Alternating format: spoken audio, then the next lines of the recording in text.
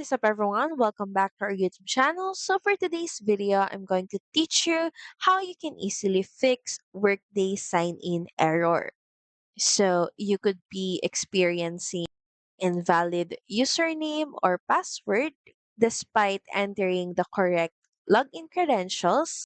You don't have to worry for it could be just a minor browser problem. And to fix that, all you have to do in your web page, just click on the three dot icon found at the top right corner of your screen.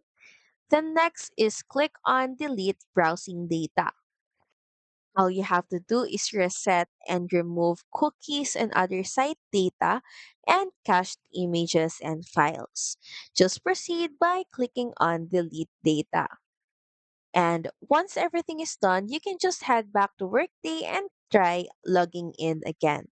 So that's pretty much it. Thank you very much for watching this video. I hope that you find this video helpful. And if you do, please don't forget to like, share, and subscribe to the channel. And I will see you again on the next one. Bye!